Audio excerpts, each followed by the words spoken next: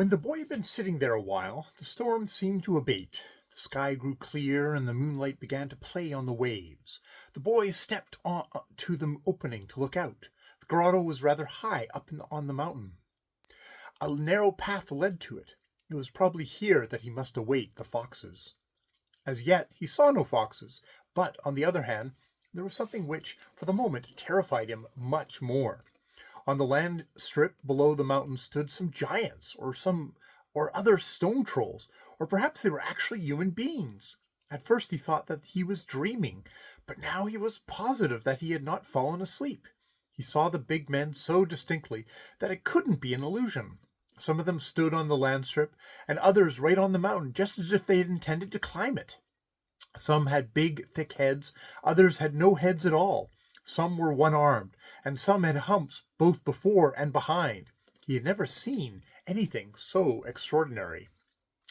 The boy stood and worked himself into a state of panic because those trolls, so that he almost forgot to keep his eyes peeled for the foxes.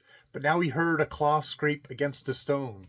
He saw 3 foxes coming up the step, and as soon as he knew that he had something real to deal with, he was calm again, and not the least bit scared. It struck him that it was a pity to awaken only the geese, and had to leave the sheep to their fate.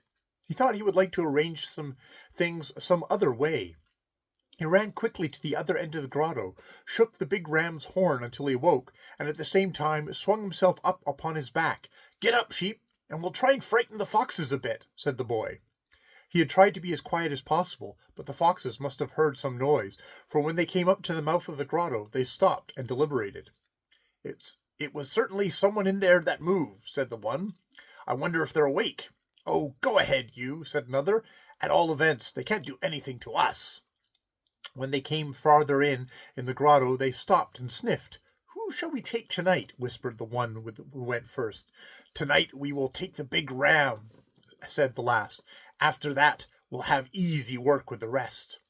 The boy sat on the old ram's back and saw how they sneaked along. "Now butt straight forward," whispered the boy. The ram butted, and the first fox was thrust top over tail back into the opening. "Now butt to the left," said the boy, and turned the big ram's head in that direction. The ram measured a terrific assault that caught the second fox in the side. He rolled around several times before he got to his feet again and made his escape. The boy wished that the third one too might have gotten a bump, but this one had already gone. "Now I think they've had enough for tonight," said the boy. "I think so too," said the big ram. "Now lie down on my back and creep into the wool. You deserve to have it warm and comfortable after all the wind and storm that you have been out in."